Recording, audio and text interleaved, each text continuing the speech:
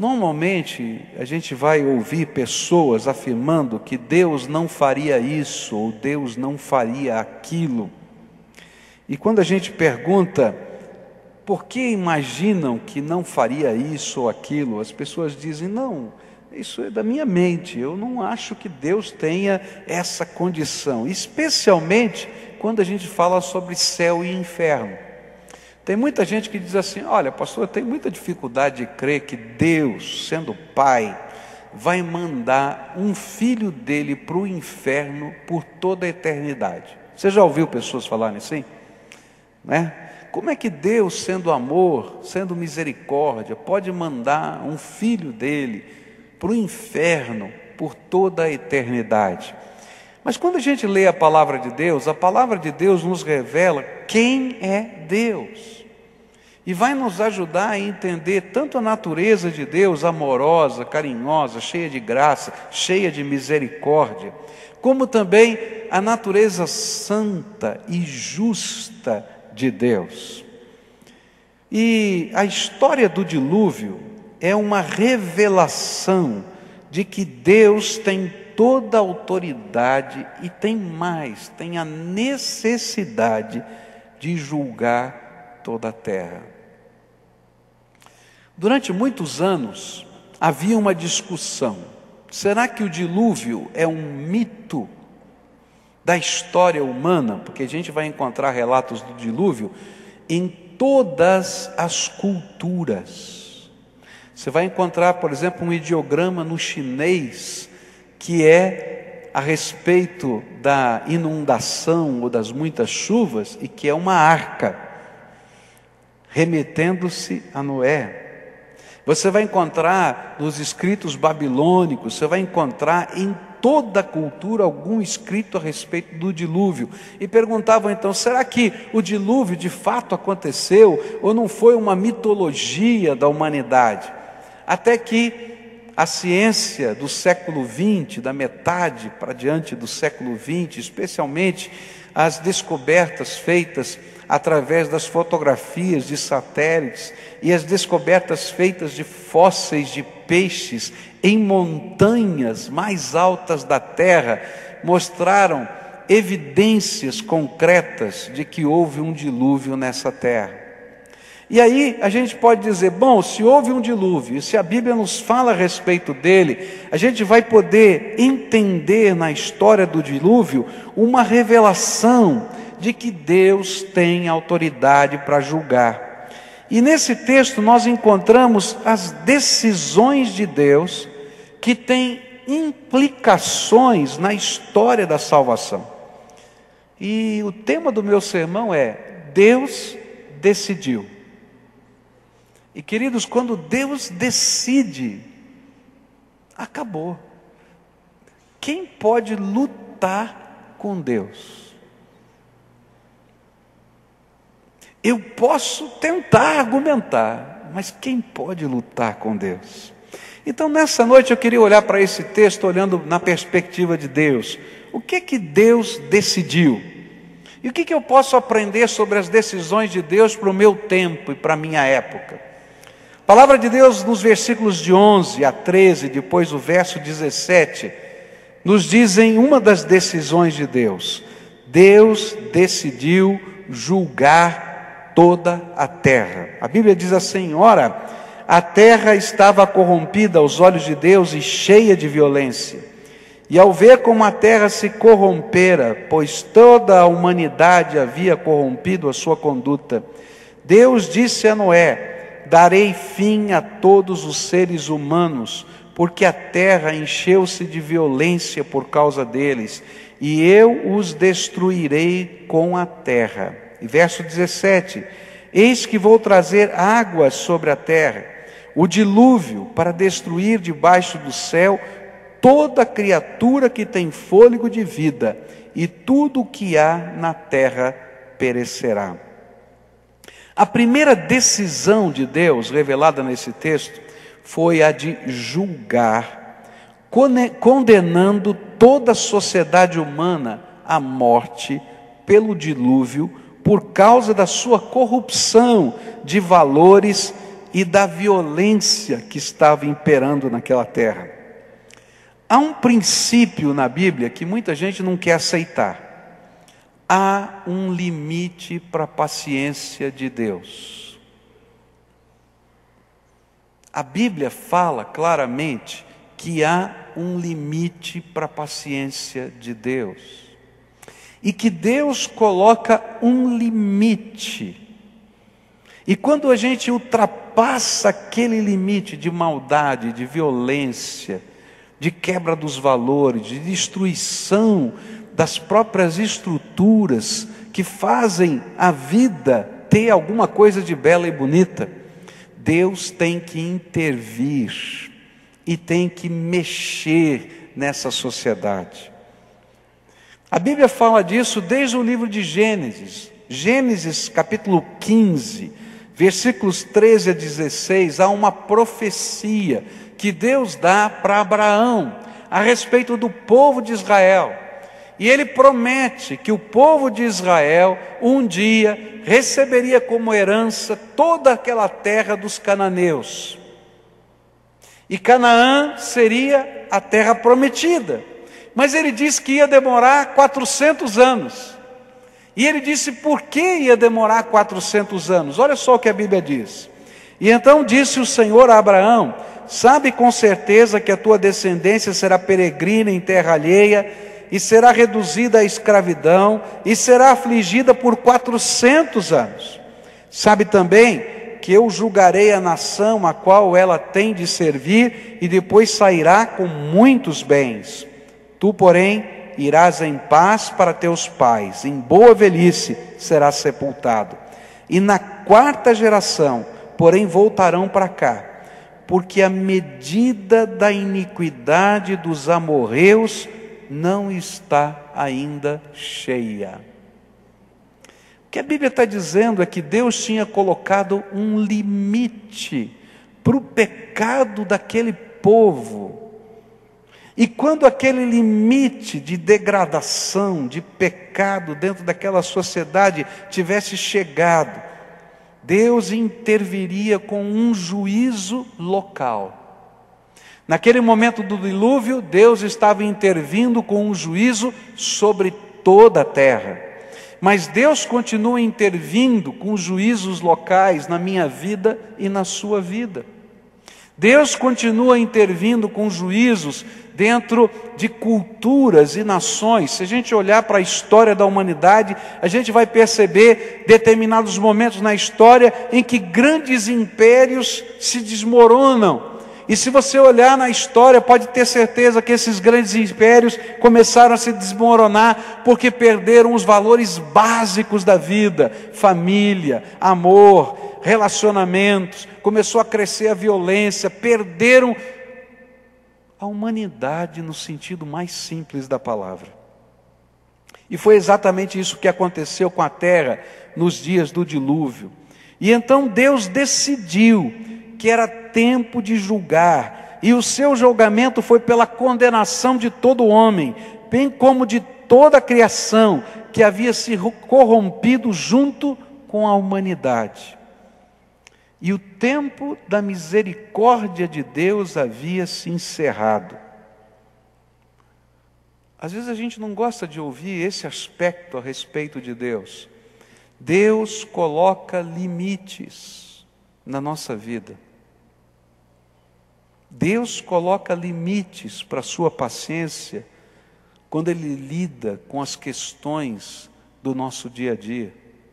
Em alguns momentos Ele tem que intervir, e quando Ele intervém, às vezes, sobre a nossa vida, é para julgar, porque nós estamos excedendo os limites daquilo que Deus entende que seria cabível para a vida humana. E Deus então pesa a sua mão. Para cada um de nós, Deus colocou um limite. Independentemente do limite no tempo e das circunstâncias da vida, todos nós um dia seremos julgados. E a Bíblia diz em Hebreus 9, verso 27, o seguinte: cada pessoa tem de morrer uma vez só, e depois ser julgada por Deus. Todos nós temos um limite. O limite é o tempo que Deus te deu de vida. Esse tempo que Deus te deu está limitado. Eu não sei quanto tempo é, você não sabe quanto tempo é. Uns vão ter mais tempo, outros vão ter menos tempo. Esse tempo de vida é uma dádiva de Deus. E nós só temos uma vida para viver aqui na terra. Você não vai reencarnar 50 mil vezes, não. A Bíblia diz que o homem está destinado a morrer uma só vez. Acabou. E depois disso, o que é que vem? O juízo eterno de Deus. Da mesma maneira como Deus colocou um limite de tempo nos dias de Noé, desde a revelação a Noé de que a arca, ou que o dilúvio viria, Deus instituiu 120 anos de espera.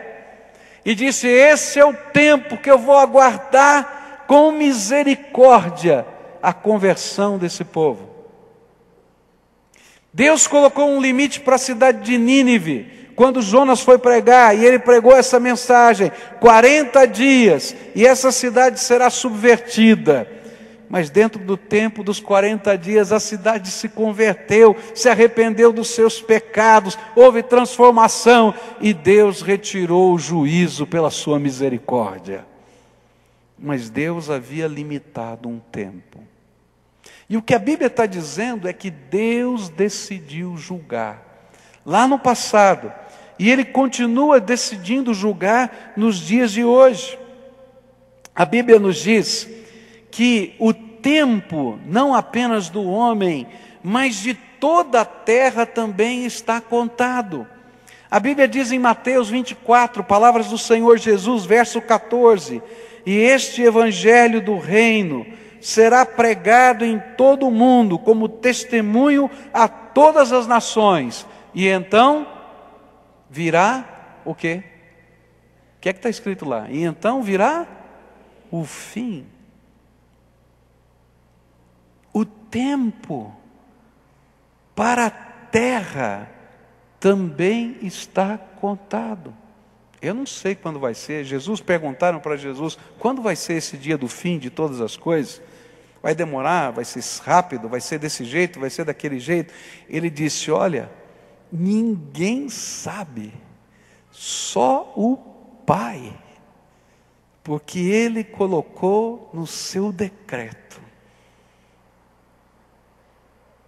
E queridos, o tempo de espera para o julgamento de Deus é o grande tempo da minha e da sua oportunidade. Deus vai julgar. Ele julga a nossa vida quando os limites que Ele impôs dentro da nossa casa, da nossa família, e Ele intervém. E cada juízo de Deus sobre a nossa vida é tratamento de Deus. A Bíblia diz que quando Deus disciplina alguém, Ele o faz como um pai amoroso. Nenhum pai disciplina o seu filho porque gosta de disciplinar o seu filho. É difícil esse negócio de disciplinar. Dói no coração da gente. E se você é avô, pior ainda. Não é verdade? Eu me lembro que uma das primeiras vezes que eu fui dar uma bronca no Michel, e a gente colocou o Michel de castigo, o meu sogro estava em casa. E o meu sogro começou a ficar nervoso, porque a gente estava dando bronca no Michel, mas ele não podia falar nada, porque ele precisava ser disciplinado. De repente eu saio e encontro o Michel sentadinho de castigo. E adivinha quem estava de castigo do lado dele? O vovô. E eu perguntei: ô Zé, o que você está fazendo aí? Não, estou só aqui. Estava de castigo com o neto ali, olha só. Não é gostoso disciplinar ninguém, ninguém gosta de disciplinar. Mas queridos, se a gente não coloca limites, uma tragédia acontece. Deus intervém na nossa vida de tempos em tempos, colocando limite, porque Ele é Pai e disciplina você. Mas esses limites temporais do dia a dia são só uma dica, um prenúncio de que um dia você vai ter que se apresentar diante do Deus Todo-Poderoso como justo juiz. E que não somente você, mas toda a humanidade, um dia, a história como nós conhecemos, ela não vai continuar. Ela vai ter que se deparar com o justo juiz de toda a terra. Há muitos muitas teorias da história, quando a gente estuda filosofia, muitas teorias da história. A teoria clássica do passado era que a história era cíclica, tudo se repetia e voltava de novo. Mas a teoria da história que a Bíblia nos ensina é uma história linear, que tem um começo e tem um fim, e que Deus tem um propósito nessa linha do tempo, que é a eternidade que Ele preparou para nós. Por isso, juízo faz parte do projeto de Deus, e Ele vai julgar toda a terra. E quando o Evangelho for pregado, e a iniquidade do mundo chegar ao seu limite, aquele que Deus determinou, então essa terra será julgada. Isto porque Deus decidiu, e Ele é soberano, e todos nós prestaremos contas para Ele. E assim como foi nos tempos do dilúvio, vai acontecer, não mais com água, mas com uma intervenção do Deus Todo-Poderoso nessa terra. É tão sério isso que, se você ler Mateus 24 e Mateus 25, o sermão profético de Jesus, você vai se arrepiar, porque Jesus deixa muito claro, dizendo que naquele dia, quando as pessoas virem que Deus vem julgar, eles vão querer encontrar um buraquinho numa penha, numa pedra, para se enfiar lá dentro, mas não vão poder se esconder daquele que é o justo juiz. Segunda coisa que Deus decidiu, lá no dilúvio, e isso se torna um referencial para nós da história da salvação. Deus decidiu providenciar um único meio de salvação. Que Deus tremendo é esse? Cheio de graça e misericórdia. E mesmo sabendo que o homem era digno do seu juízo, e que ele estava todo corrompido, num ato soberano de amor, ele decidiu salvar. Mas a salvação de Deus não é uma salvação barata, que não envolva mudança ou transformação, mas é uma salvação que envolve compromisso e decisão. Por isso, a fé é tão importante na jornada da salvação. E Deus, então, na sua salvação, colocou 3 coisas que precisavam ser vivenciadas pelo homem. Primeiro, Ele disse para Noé: Noé, construa uma barca, uma arca, você chame como quiser, porque esta barca vai ser o único meio de salvação. Deus revelou a Noé que choveria, que cairia água do céu, quando nunca antes tinha acontecido. A Bíblia diz em Gênesis 2, versículo 6, mas uma neblina subia da terra e regava toda a superfície do solo. Não tinha chuva. Era uma neblina densa, não é? Alguém já deve ter feito isso em casa, né? Você pega um vaso, né? Ou um vidro, coloca a terra, molha a terra, né? E fecha com celofane em cima. Chama-se terrário, né? Você já percebeu que aquilo, então, a água evapora, faz aquilo, não, você não vê pingar, mas aquilo faz um ciclo natural. A terra era mais ou menos assim naquele tempo. Não tinha chuva, e Deus disse para Noé: olha, vai cair água do céu, e você vai construir uma barca aqui no meio do nada, longe do mar, longe do rio, longe de tudo. E se você crê que eu estou falando a verdade para você, e se você crê que eu tenho um propósito bom para te salvar, e se você crê que esse aqui é o único jeito, começa a construir uma arca. E queridos, construir essa barca não foi fácil. Ela tinha mais de 120 metros de comprimento. Tinha 13 metros e não sei quanto de altura, 3 andares. Tinha mais uma cobertura, um telhado. Naquele tempo, para você cortar a árvore, fazer a tábua, fazer os encaixes, betumar tudo, em 8 pessoas. Noé e a sua família. Enquanto eles faziam a barca, eles tinham que cultivar a terra, eles tinham que comer, porque não tinham tempo só de ficar fazendo isso, mas eles estavam construindo, e todo o tempo em que eles estavam construindo, aquilo era um sinal de Deus, e estava dizendo: olha, Deus decretou o juízo, mas há uma esperança, há uma salvação, há um único caminho.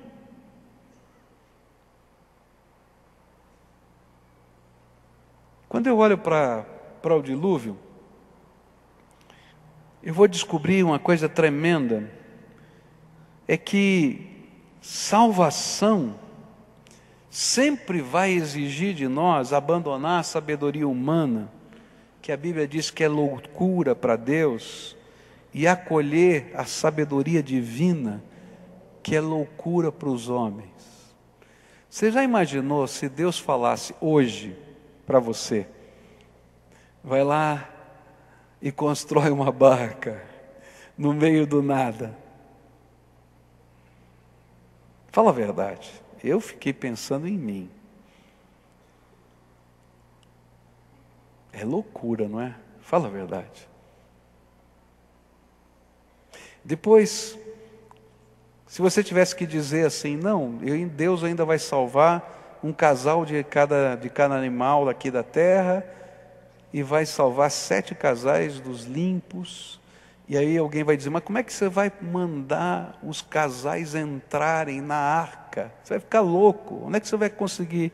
Não tem problema, Deus vai mandar eles sozinhos entrarem na arca.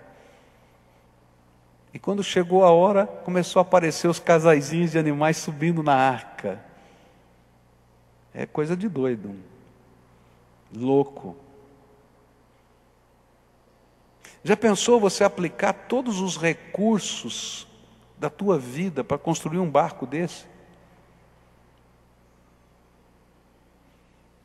Agora, o que a Bíblia está ensinando é que quando eu creio nas promessas de Deus e na palavra de Deus, ainda que pareça uma loucura diante da ciência humana, do pensamento humano, Deus está dizendo que o jeito de viver do homem é uma loucura e Ele vai ter que intervir nessa terra. Por isso a história do dilúvio está na terra, está na Bíblia e está em todos os registros das sociedades humanas, para lembrar para a gente que Deus julga e para lembrar para a gente que Deus escolhe o meio da salvação. Nem todos os caminhos levam a Deus. Com certeza a sociedade de Caim, misturada com a dos filhos de Deus, que nós estudamos a semana passada, devia ter algum aspecto de religiosidade. Mas esse não era o aspecto de religiosidade que Deus queria ver. Ele queria ver uma fé comprometida com os seus valores e uma fé comprometida com as suas promessas. Por isso só existia na terra 8 pessoas que creram e entraram na barca e foram salvos. A Bíblia vai dizer que Deus escolhe um único caminho. E a Bíblia fala em João 3, que esse único caminho nos dias de hoje não é uma barca, é a nossa fé no Senhor Jesus. Diz assim a Bíblia, Jesus falou isso: porque Deus amou o mundo de tal maneira que deu o seu Filho unigênito, para que todo aquele que nele crê não pereça, mas tenha a vida eterna. Porque Deus enviou o seu Filho ao mundo, não para que julgasse o mundo, mas para que o mundo fosse salvo por ele. Quem crê nele não é julgado, mas quem não crê já está julgado, porquanto não crê no nome do unigênito Filho de Deus. E o julgamento é este: a luz veio ao mundo, e os homens amaram antes as trevas que a luz, porque as suas obras eram más. Verso 19 vai dizer por que Deus vai mandar pessoas para o inferno. Primeiro, porque você merece, e eu também. E não tem ninguém aqui que não mereça o inferno, a começar de mim mesmo. Porque a Bíblia diz que não tem nenhum homem que não seja pecador. falho. Eu sei os meus defeitos, você sabe os seus. Todos nós. Eu posso dizer, aquele é mais pecador do que eu. É fácil a gente dizer isso, mas você sabe quem você é. E a Bíblia diz que basta ter um pecado só para você ser condenado. Não precisa ter muitos, não. É um só. Você tem um, está perdido. É isso que a Bíblia fala. Agora, a segunda razão porque eu mereço o inferno é porque Deus, sabendo da minha condição, Ele me amou. Deus, sabendo da minha condição, Ele se esvaziou da sua glória para caber na forma humana, nascer aqui entre nós. E mais, Ele tomou o nosso lugar na cruz e morreu por nós. E a Bíblia diz que na morte dele, Ele se fez pecado por nós. Todo o pecado de toda a humanidade caiu sobre Ele. E Jesus não morreu porque os cravos fizeram Ele sangrar demais. Ele morreu porque o seu coração explodiu quando todo o pecado da humanidade foi lançado sobre Ele. Justo, o Deus encarnado. A sua carne não aguentou. E diz mais a Bíblia, Ele amou tanto você que Ele desceu ao Hades, o lugar que nós chamamos de inferno, para tomar das mãos de Satanás naqueles 3 dias antes da sua ressurreição, as chaves da morte e do inferno. Para que quando Ele ressuscitasse, todo aquele que cresce e se comprometesse com Ele como o Senhor da sua vida, pudesse ser livre da morte eterna e do inferno, porque Ele tomou as chaves de Satanás na sua mão. Agora, se depois de tudo isso, mesmo você merecendo, você não quer seguir a Jesus, não quer ouvir a voz de Deus, não quer se comprometer, não quer entrar na arca, na hora que vier o juízo de Deus, é culpa de Deus ou é sua? Por isso que o livro de Romanos, nos capítulos 1 até o 4, ele vai dizer assim: nós somos indesculpáveis diante de Deus, porque Deus decidiu salvar, e Ele preparou todos os meios. E o que Ele espera de nós é que nós creiamos na promessa e que nos comprometamos com essa promessa. E é isso que diz o versículo 18 do livro de Gênesis, capítulo 6. Mas com você estabelecerei a minha aliança, e você entrará na arca com os seus filhos, sua mulher e as mulheres dos seus filhos. A construção da barca era uma parte da fé que se revelava num compromisso e numa obediência. E a segunda parte era crer na promessa de que Deus estava fazendo com ele uma aliança, um pacto, e que Ele iria salvá-los.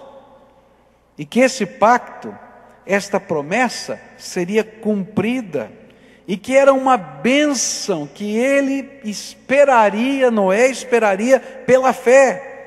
Ele e a sua casa seriam salvos no dia do juízo de Deus. E eu creio que o projeto de vida desta família, a partir desse tempo, passou a ser preparar-se para aquele dia, construindo a arca e proclamando a mensagem e esperando o cumprimento da promessa. É por isso que a palavra de Deus vai dizer para a gente que quando a gente tem um compromisso com Jesus, mudam os valores da nossa vida. Porque a partir dessa revelação de Deus, o trabalho de Noé era construir a arca. Porque ele sabia que o mundo ia acabar, que o juízo de Deus viria. Então as prioridades mudaram na sua vida. E é por isso que a Bíblia vai nos dizer que nós nos tornamos um cidadão que vive aqui na terra, que é brasileiro, curitibano, paulista, sei lá o que você é, tem até carioca aqui no nosso meio, né? E vascaíno ainda, que é pior, né? Tem de tudo aqui, tá? Gente, apesar de tudo isso, tá? Você agora se tornou cidadão da cidade celestial, a Nova Jerusalém, que um dia vai descer do céu e nós vamos morar por toda a eternidade na presença do Deus vivo. E a minha vida, ainda que eu esteja com os pés aqui na terra, tenha que trabalhar, educar os meus filhos, ter dinheiro, ela muda de sentido. Eu tenho uma missão, porque eu faço parte de um santo e tremendo propósito de Deus, e eu tenho que viver esse propósito para toda a eternidade. Muda de perfil, e andar pela fé, crer nessa promessa, viver por essa promessa, trabalhar por essa promessa, ter alegria nessa promessa. E é por isso que Paulo vai afirmar em 2 Coríntios 4, versículos 17 e 18: pois os nossos sofrimentos leves e momentâneos estão produzindo para nós uma glória eterna que pesa mais do que todos eles. E assim fixamos os olhos, não naquilo que se vê, mas no que não se vê, pois o que se vê é transitório, mas o que não se vê é eterno. Queridos, muda de perspectiva. Eu vou viver aqui, estou com meu pé no chão, vou estudar, vou trabalhar, mas eu tenho uma missão eterna, eu tenho um projeto de Deus para toda a eternidade, eu tenho outros objetivos de vida. A glória de Deus é o meu maior objetivo. E às vezes eu vou levar a bordoada de muita gente aqui, mas não faz mal, porque eu sei para onde eu estou indo. Você pode imaginar Noé, os conflitos dele? Mas ele não estava preocupado, que ele sabia que um dia ele ia entrar na arca. E isso era importante. Ele tinha certeza que isso não era loucura, era Deus trabalhando. E o interessante é que a terceira coisa aqui, nesse salvar de Deus, então a primeira é que Deus preparou um caminho, a segunda é que Deus fez uma promessa de bênção e ele creu, e a terceira é que Deus falou de um recomeço. Ele mandou pegar cada espécie. E é interessante notar que Deus mandou que levasse um casal de cada espécie e 7 casais dos animais limpos. O que Deus estava providenciando? Um recomeço sob as bases da fé e dos valores do reino de Deus para toda a humanidade. E queridos, é isso que Deus faz quando a gente recebe Jesus como Senhor e Salvador da nossa vida. Quando eu e você recebemos o Senhor Jesus como Salvador da nossa vida, Ele muda os nossos valores, mas Ele diz: eu vou te dar uma nova vida, um recomeço, aqui e agora, mas que não termina aqui, mas que dura para toda a eternidade. E quando Deus julgar essa terra, Deus vai dar um recomeço, porque a Bíblia diz que a Nova Jerusalém vai descer do céu, e Deus vai ter que criar um novo céu e uma nova terra, porque esse aqui foi consumido pela humanidade, foi totalmente destruído. E olha, gente, não precisa ser muito inteligente para saber que é possível isso acontecer, não é verdade? A gente está destruindo naturalmente, está consumindo tudo. Até esses movimentos ecológicos todos estão dizendo para a gente: olha, toma cuidado que não vai ter amanhã da terra. É verdade ou não é? Não é? Não precisa muito não, basta apertar uns botõezinhos também, a gente acaba rapidinho tudo que está aqui, é fácil, tá? Mas a Bíblia diz que esse céu e essa terra vão se consumir, e Deus vai ter que fazer esse recomeço numa nova base, não mais nesse corpo, mas num corpo glorificado, à semelhança do corpo que Jesus recebeu na sua ressurreição, não mais nessa estrutura de sociedade que a gente tem, porque ela está corrompida, mas Deus vai ser a luz, o nosso sol, a nossa alegria. Não vai precisar ter templo, porque a gente vai vê-lo face a face, e a gente vai caminhar na presença de Deus, como era o propósito de Deus desde o jardim. Por isso, se você recebeu Jesus como Senhor e Salvador da tua vida, Você vai viver aqui com os pés no chão, não vai ser um alienado. Porém, você tem metas maiores, propósitos maiores, missão maior. E o recomeço que Deus está te dando de uma nova vida é só o começo de algo maior que Deus vai fazer por toda a eternidade. E termina com a última decisão que Deus vai colocar aqui. Capítulo 7 do livro de Gênesis, versos 16, 22 e 23. E entraram macho e fêmea, de cada espécie, de acordo com o que Deus havia mandado Noé fazer. E aí o Senhor fechou a porta da barca. E morreu tudo o que havia na terra, e tudo o que tinha vida e respirava. E somente Noé e os que estavam com ele na barca ficaram vivos. O resto foi destruído, isto é, os seres humanos, os animais domésticos, os animais selvagens e os que se arrastam pelo chão e as aves.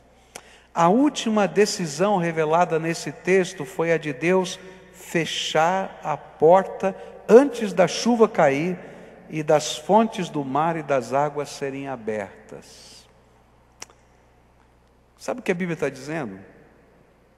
É que mesmo que Noé desejasse, durante o dilúvio, abrir a porta para que aquelas pessoas que, quem sabe, corressem na direção da barca, pudessem entrar, ele não poderia fazê-lo, porque quem fechou a porta?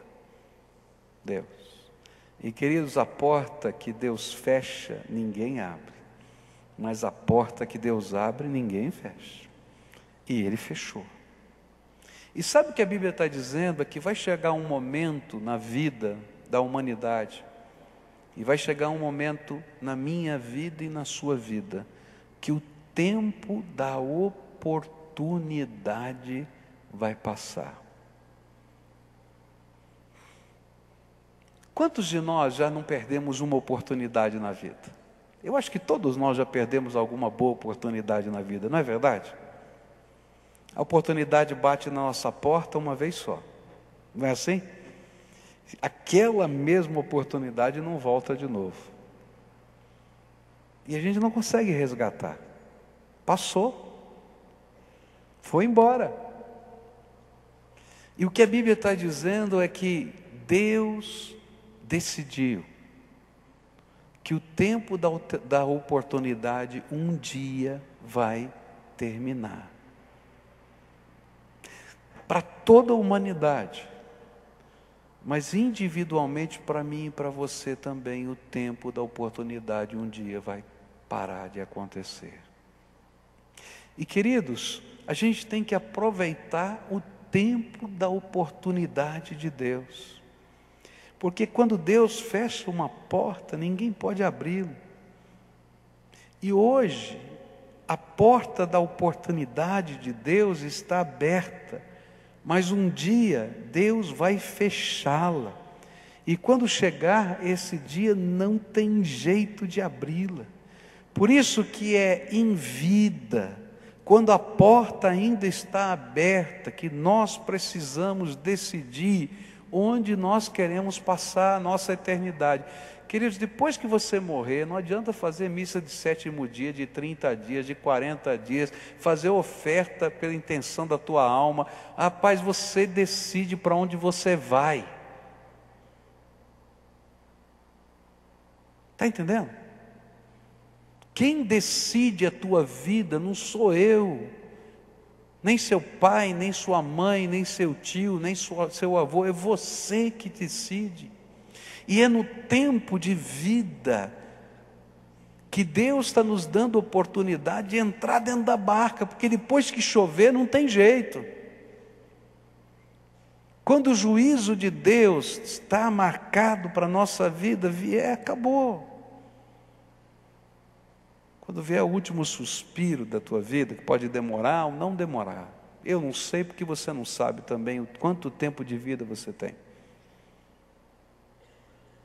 Quando chegar esse tempo, a oportunidade terminou, porque é assim que a Bíblia fala. Jesus contou uma ilustração, uma parábola do rico e de um pobre. Esse rico e esse pobre tinham vidas diferentes aqui na terra. E quando chegou o momento de se encontrar com Deus, um foi para o céu e outro foi para o inferno. E aí, lá no inferno, esse homem que teve muitas oportunidades e não soube aproveitar as eternas, só as materiais da vida, ele pedia ao pai Abraão que permitisse que Lázaro, aquele pobre, molhasse a pontinha do dedo na língua e colocasse um pouquinho de alívio para ele. E a Bíblia diz, não pode, tem um abismo que separa, não tem mais jeito. E ele diz assim, então por favor, manda alguém voltar lá na terra para dizer para os meus irmãos, para os meus amigos, para os meus filhos, para que não venham para esse lugar horrível. E ele diz, também não pode, por isso é que eles têm a lei e os profetas, que eles sigam a oportunidade de Deus. O tempo da oportunidade é hoje, queridos. E a gente vai ter que aprender a assumir os valores de Deus. E a história do dilúvio está aqui para dizer que assim como Deus um dia julgou a terra, no passado, Deus vai julgar toda a terra e todo homem, individualmente, quando você passar dessa vida e morrer. Mas toda a humanidade, naquele dia que Ele marcou e que eu não sei quando é, mas toda a terra será julgada. E naquele dia, a Bíblia diz, o dia do Senhor, o dia em que Jesus voltar a essa terra, a Bíblia diz assim, não vai ser um dia de trevas e não de luz, porque todo olho verá, do Oriente ao Ocidente, a volta do Filho do Homem, do Filho de Deus. Todos os que estiverem na terra, salvos, num piscar de olhos, serão levantados nas nuvens, e se encontrarão com todos aqueles que já morreram na história no Senhor Jesus, e na fé no Senhor e na esperança da salvação, no Velho e no Novo Testamento, e vão estar com Jesus nas nuvens. Mas todos aqueles que vão estar aqui olhando, vão entrar em desespero, diz lá Mateus 24 e Mateus 25, porque sabe que chegou o tempo do juízo eterno de Deus para toda a terra e toda a humanidade. Palavra do Senhor Jesus nas Escrituras.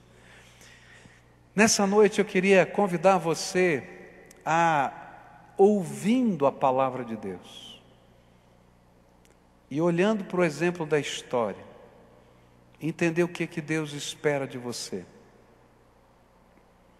Deus tem um plano para a minha vida e para a sua vida.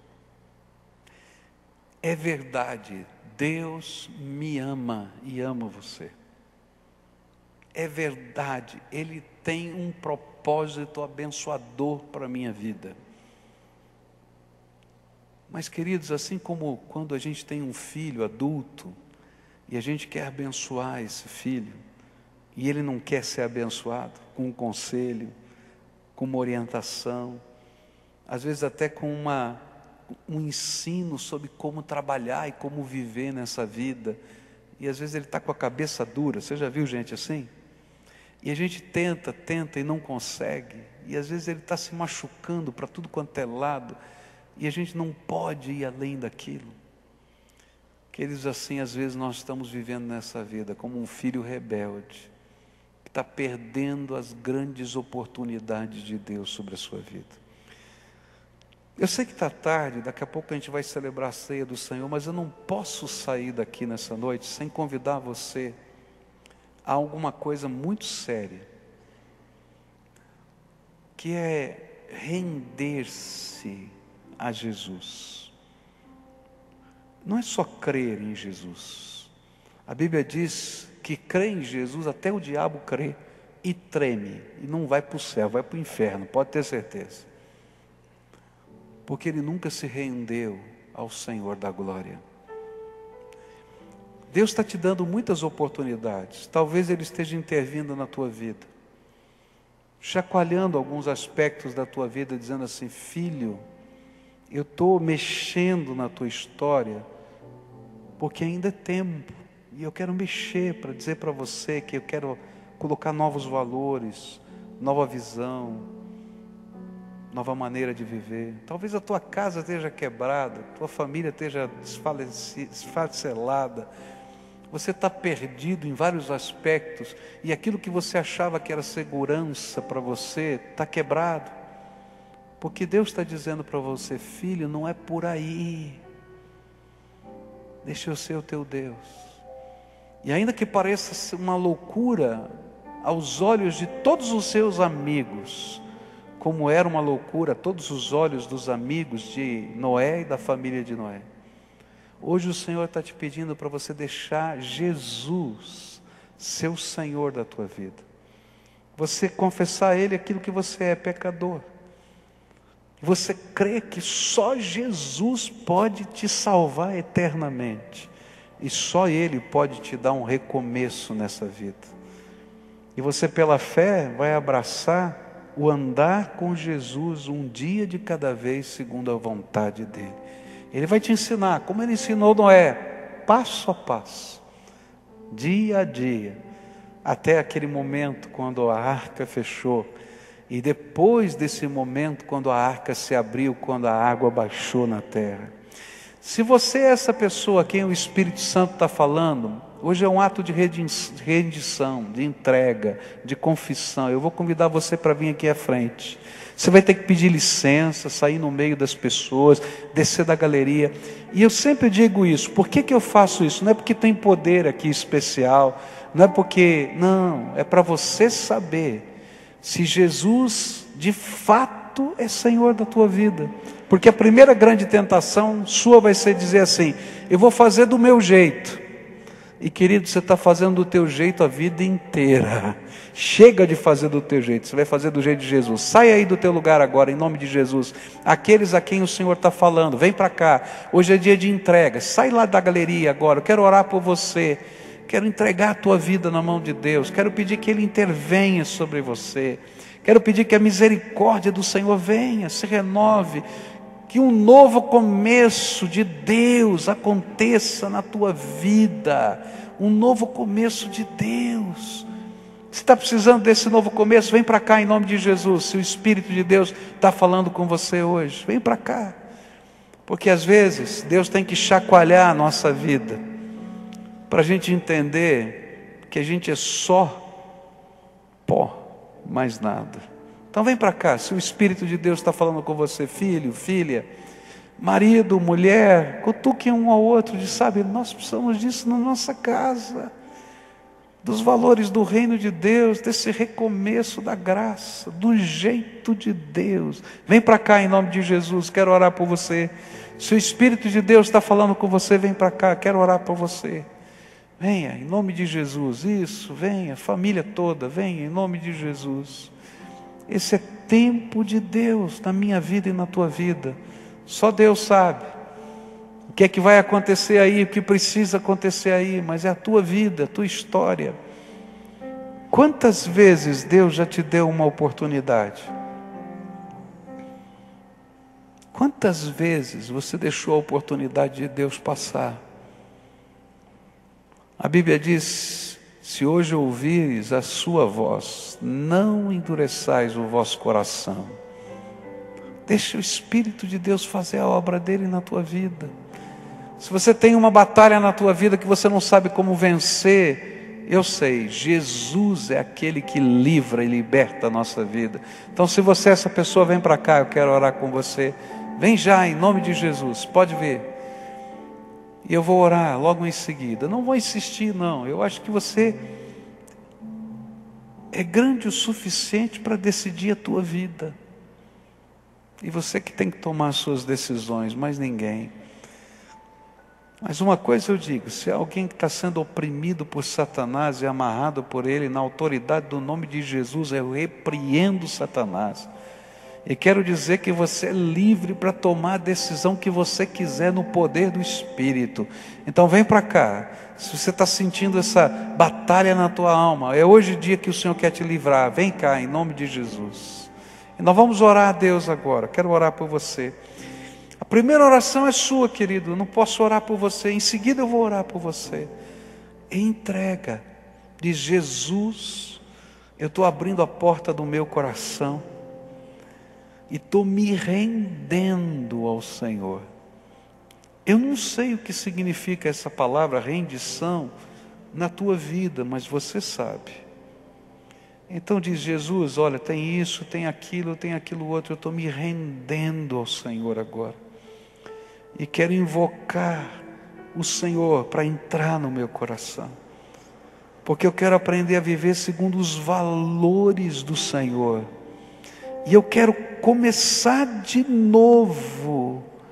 Eu quero começar de novo, segundo os projetos que o Senhor tem. Me lava, me purifica, me ensina, porque eu quero ser aquilo que o Senhor tem para a minha vida hoje. E quero aprender a andar no caminho da salvação eterna todos os dias da minha vida. Agora eu quero orar por você. Senhor Jesus, estão aqui os teus filhinhos. Tu conheces o coração deles melhor do que eu. E tu sabes a seriedade dessa decisão. Eles não se levantariam no meio de um auditório tão grande quanto esse, numa mensagem tão dura quanto esta, se o teu Espírito não tivesse falado ao coração deles. E eles estão aqui em resposta à voz do Senhor.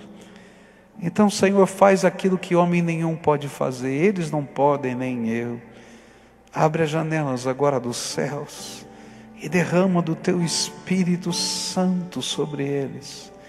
E que eles sejam selados pelo teu Espírito, renovados pela tua graça.